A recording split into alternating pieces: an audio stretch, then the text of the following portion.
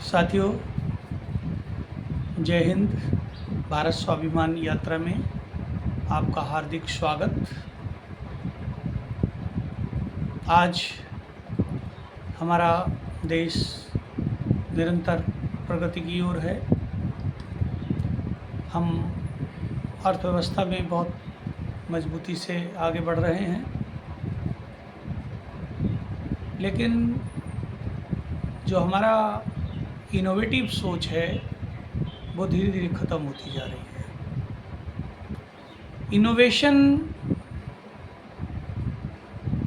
क्यों ख़त्म हो रहा है, इसका मुख्य कारण जो है वो है शिक्षा का अवमूल्यन।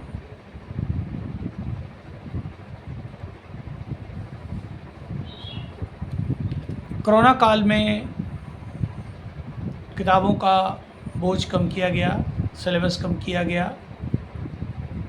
ऐसा कुछ नहीं है कि कोरोना ये तो आपदा में अवसर के आधार पर कर लिया गया।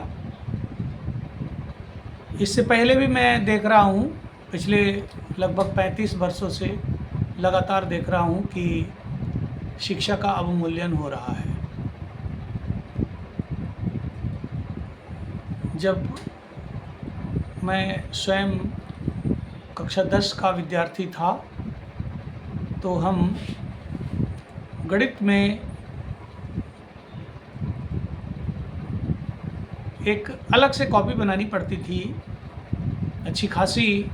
उसमें केबल कंस्ट्रक्शन हुआ करती थी। कहा जाता है कि मैथमेटिक्स की जननी जो है वो ज्यामिति है। तो ज्यामिति हम लोग को बहुत अच्छे से आती थी। बाकी और चीज़ों पर भी विचार किया जा सकता है, लेकिन लंबी वीडियो हो रही है। तो पहले हम लोग पढ़ते थे तो बौधायन प्रमेय, केवल नाम आता था बौधायन प्रमेय। फिर धीरे धीरे किताबों में आने लगा कि बौधायन पाइथागोरस प्रमेय। अब आ रहा है पाइथागोरस प्रमेय। और जो उसकी प्रूफ करने को पहले आता था, अब वो कुछ नहीं है। वो अब केवल ये रह गया है कि कर्ण का स्क्वायर बराबर लंब का स्क्वायर प्लस आधार का स्क्वायर। बस इतना पढ़ लिया और इसी फार्मूले में कुछ डिजिट पुट कर दी और आप पास हो गए।